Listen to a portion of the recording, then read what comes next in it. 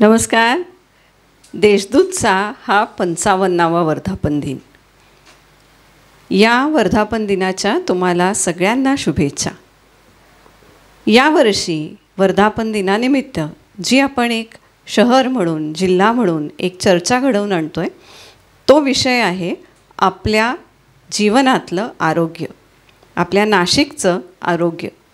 आणि म्हणूनच ही सिरीज आहे देशदूत आरोग्यम.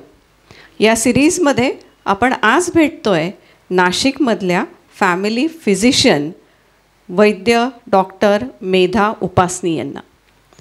खरं तर फॅमिली फिजिशियन ही अशी कन्सेप्ट आहे की जो आपल्या हक्काचा पहिला रिस्पॉन्डंट डॉक्टर असतो.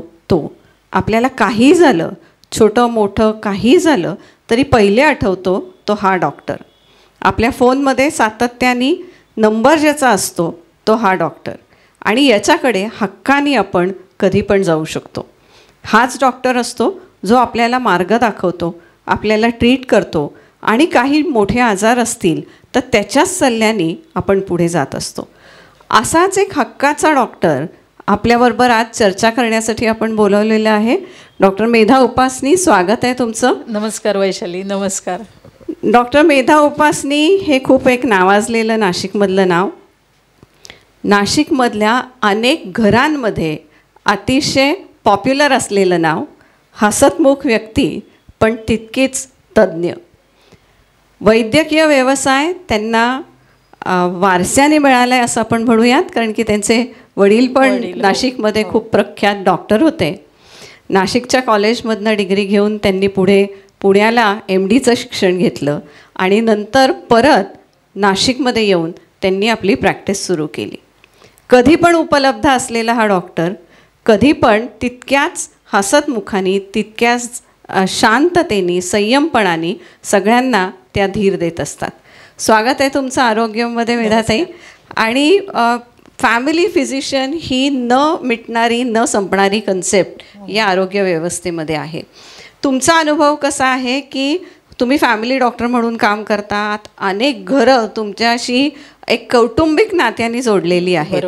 तर पेशंट तुमच्याकडे काय घेऊन येतात, काय विचारत येतात, तुमच्याकडनं काय अपेक्षा ठेवून येतात? ॲक्च्युली वैशाली, तू खूप हा अगदी वैद्यकीय क्षेत्रातला गाभा म्हणू आपण असा विषय निवडलेला आहे. तर हा फॅमिली फिजिशियन हा मुळात कन्सेप्ट पूर्वी खूप जास्त होता जेव्हा माझे बाबा प्रॅक्टिस करत होते, आणि आता तो कमी झाला आहे, but still it is there.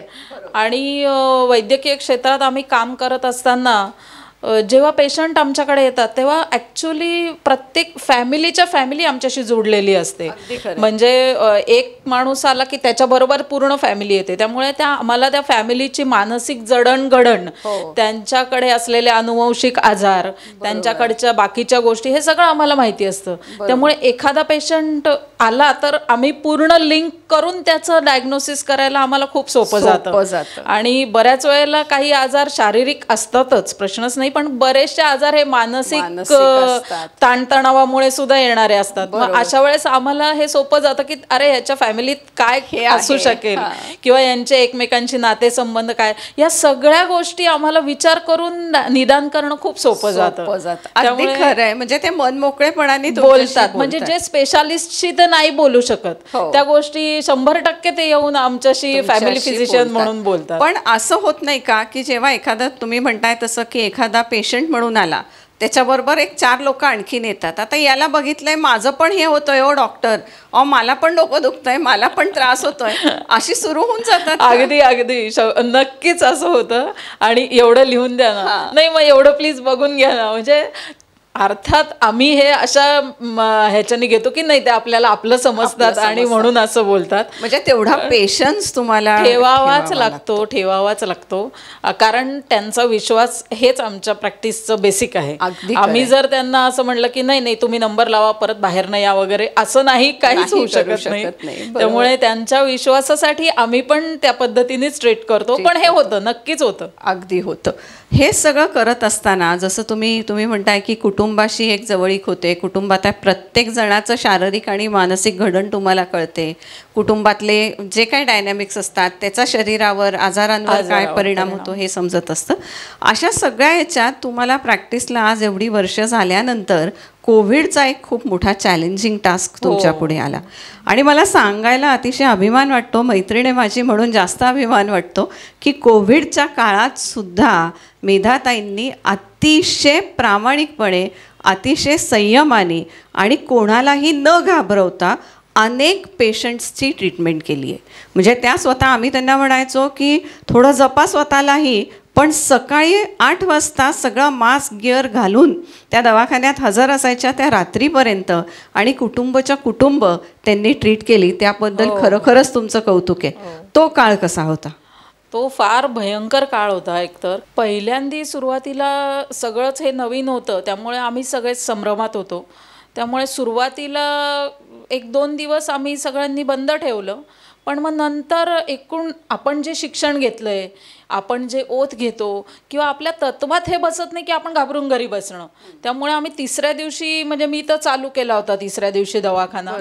आणि अनफॉर्च्युनेटली माझ्या मिस्टरांना शुगर स्ट्रॉंग आहे, त्यामुळे मला ते एक प्रेशर होतं की आपल्यामुळे फॅमिलीला नको व्हायला, कारण आम्ही पाहत होतो की अख्खी फॅमिलीच्या फॅमिली हे होती, अफेक्ट होतीये. आणि त्याच्यानंतर म्हणजे खूपच मला प्रकार करावे लागायचे की पूर्ण पॅक होऊन मग जाताना खालच्या रूममध्ये सगळं सॅनिटाईज करून सगळं वॉश करून मग जायचं घरात. म्हणजे घरच्यांची काळजी वेगळी आणि रोजचे जवळपास 100 पेशंट्स मी पाहत होते, एकामागे एक फॅमिलीज येत होत्या. पण लोक विश्वासाने येत होते आणि तेवढ्याच विश्वासाने आम्ही ट्रीट करत होतो. वेळ पडेल तेव्हा त्यांना रिफर करत होतो मोठ्या हॉस्पिटल्सना किंवा मोठ्या सेटअप्सना. पण ते खूप भयानक होतं, डिस्टन्स ठेवून करत होतो, तरी पण रिस्क खूप मोठी होती. पण गेला तो काळ. आणि या काळात ज्या सगळ्या डॉक्टर्सनी, म्हणजे खरोखर सगळ्या फ्रॅटर्निटीचं कौतुक आहे की कोणी असं म्हटलं नाही की हे माझ्या पॅथीचं नाही आहे, हे माझ्याशी कन्सर्न नाही आहे, असं काही कोणी म्हटलं नाही. आणि डॉक्टरनी डिवोशननी काम केलं. आणि त्यात जेव्हा आपल्या डॉक्टरवर विश्वास असतो अशा वेळेस खरं कळलं की हा डॉक्टरला देव का म्हटलं जातं, त्याला तिथं त्या देवस्थानी का ठेवलं जातं आणि तो आपल्या मदतीला धावून येणारा हा खात्रीशीर एक व्यक्ती असतो. मेधाताई, नाशिकमध्ये प्रॅक्टिस करताना आता तुमच्या प्रॅक्टिसमध्ये सुद्धा तुम्ही ही सगळी बदलताना तुम्ही बघताय की नाशिकमध्ये आता वेगवेगळ्या प्रकारचे हॉस्पिटल झाले आहेत. तुम्ही पहिला रिस्पॉन्डंट आहात, जे तुमच्याकडे ट्रीट होतं आहे तो फॅमिली फिजिशियन ट्रीट करतोच आहे. पण जर का काही रेफरल करायचे झाले तर आता नाशिकमध्ये पुरेशा सुविधा उपलब्ध आहेत असं वाटतंय का? सुविधा आता बऱ्याच झाल्या आहेत, बरेच मोठे सेटअप झाले आहेत, कॅन्सर हॉस्पिटल्स वगैरे मोठे झाले आहेत, कार्डियक सेंटर्स झाले आहेत. तरीही जेवढं पेशंट्सचा फ्लो आणि जेवढं लोकसंख्या ह्याच्यापेक्षा ते थोडंसं नाही म्हटलं तरी कमी पडतं. विशेषतः आपण विचार करतो की पुअर पेशंट्स येतात तेव्हा त्यांच्या दृष्टीने ही गोष्ट थोडीशी अवघड होऊन जाते की पुअर पेशंट्सना सगळे सेटअप परवडत नाही आणि मग त्यांना परवडेल अशा सेटअपमध्ये ते थोडंसं मुश्किल होऊन जातं.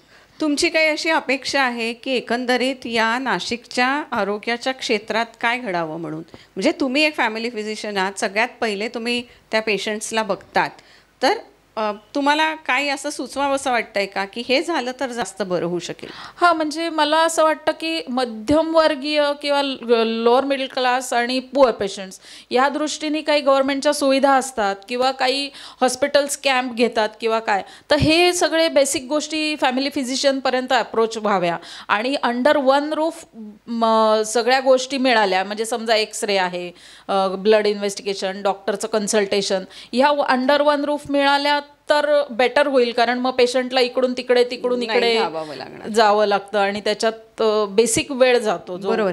म्हणजे तुम्ही सांगताय तो मुद्दा खूप महत्त्वाचा आहे की स्पेशालिटीजमध्ये आणि फॅमिली फिजिशियन्समध्ये एक जर का चांगला कनेक्ट असेल, एक कम्युनिकेशन असेल, एक संवाद असेल तर पेशंटपर्यंत या गोष्टी पोचवणं खूप सोपं पडेल. म्हणजे जर का गव्हर्नमेंट स्कीम्सचे काही पत्रकं असतील, त्यांची काही माहिती असेल आणि ती फॅमिली फिजिशियन्सपर्यंत पोचली तर त्यांच्या रिसेप्शनवरनं सुद्धा लोकांपर्यंत ती पोचवता येईल. मला वाटतं अशी सूचना आपण या निमित्ताने करू शकतो. नक्कीच. एकंदरीतच आपण बघितलं तर आरोग्य व्यवस्थेचा गाभा असलेला फॅमिली फिजिशियन हा एक डॉक्टर. तो सगळ्या स्पेशालिटी ट्रीट करत असतो. कारण की मला सर्दी झाली तरी मी फॅमिली फिजिशियनकडे जाणार आहे, माझं हाड दुखलं तरी मी फॅमिली फिजिशियनकडे जाणार आहे. अशा वेगवेगळ्या ह्याच्यात तुम्हाला किती स्वतःला अपडेट ठेवावं लागतं? निश्चितच सतत अपडेट ठेवावं लागतं. कारण आता हे कोविड हा नवीन होता, सगळे घाबरले होते. पण मग ठीक आहे, त्याच्यातनं आम्ही अपडेट होऊन त्याच्यात निभावून गेलं असे. आणि व्हायरस हा स्वतःला चेंज करत असतो, त्यामुळे रोज व्हायरल इन्फेक्शनचा पेशंट आता कसं, आता मी ह्या आत्ताच्या सीझनमध्ये म्हणजे अगदी सध्याच्या 8-10 दिवसात असं पाहते की थ्रोम्बोसाइटोपिनिया म्हणजे पांढऱ्या पेशी कमी होणं हा डेंग्यू सदृश आजार आहे. पण त्याच्या बरोबरीने लोकांना लूज मोशन, घशात खवखवणं असे ॲडिशनल ॲड ऑन कंप्लेंट्स चालू आहे. म्हणजे असं दरवेळेस व्हायरस म्युटेट होतो आणि मग ते आपल्याला त्या पद्धतीने ट्रीट करावं लागतं. आणि हेही लक्ष ठेवावं लागतं की गोष्टी कुठे वर्सन होणार नाहीत ना, आपल्याला कुठे त्यांना रिफर करायला पाहिजे ह्या गोष्टीचाही विचार ठेवावा लागतो. म्हणजे खूप अवधानं पाळून तुम्हाला आणि त्या रुग्णाची मानसिकता. म्हणजे पेशंट्स पटकन तयार नसतात की नाही आम्हाला कुठे पाठवू नका, काय असेल ते तुम्हीच करा. पण जर अशी कंडिशन असेल की नाही होऊ शकत फॅमिली फिजिशियन कडून आणि आपल्याला पुढची स्टेप घेणं गरजेचं आहे, तर आपल्याला पेशंटला ते कन्व्हिन्स करावं लागतं की नाही तुम्हाला आता आपल्याला एक सल्ला तरी घ्यायला पाहिजे, मी आहे इथे, तुम्ही परत या जाऊन, आपण बघू पुढचं काय, असं आम्हाला कन्व्हिन्स करावं लागतं. अगदी खरं आहे. हा जो पेशंट आणि डॉक्टर मधला विश्वास आहे हेच खरं मला वाटतं त्या डॉक्टरचं यश आहे. अर्धा पेशंट हा डॉक्टरने तपासलं आणि बोललं की बरा होतो. म्हणजे तुमच्याकडे तुमचं स्मित हास्य बघून सुद्धा पेशंट बरे होत असते. आणि तुम्ही ज्या पद्धतीने शांतपणे त्यांच्याशी बोलता, त्यांना आधार देता, त्याच्याने सुद्धा पेशंटला खूप दिलासा मिळतो. हीच फॅमिली फिजिशियनची कन्सेप्ट कदाचित पाश्चात्य खूप ॲडव्हान्स्ड मेडिकल सिस्टीम्समध्ये ती नसेल, पण भारतासारख्या आणि नाशिकसारख्या या आरोग्य व्यवस्थेत हा कणा जो आहे फॅमिली फिजिशियन्सचा हा खूप महत्त्वाचा आहे आणि तो खूप महत्त्वाचा रोल प्ले करतो. नाशकात एक फॅमिली फिजिशियन असोसिएशन पण आहे आणि अनेक डॉक्टर्स स्वतःच्या प्रॅक्टिसमधनं आणि अगदी सगळ्यांना परवडेल अशी यांची प्रॅक्टिस असते. कारण की शेवटी ते कुटुंबातला एक सदस्य म्हणून त्यांच्या कुटुंबात सामील झालेले असतात. तर अशा पद्धतीने चाललेला हा वसा, हा वारसा मेधाताई तुम्हीही जपताय आणि तितक्याच नेटाने तो पार पाडताय. नाशिकमध्ये तुम्ही अनेक नाशिककरांना दिलासा देताय, त्यांचं आरोग्य सांभाळताय, त्याबद्दल तुमचं कौतुक आणि तुम्हाला खूप खूप धन्यवाद. थँक्यू. देशदूतचेही मी आभार मानते की त्यांनी मला आज या सेशनला बोलवलं. धन्यवाद.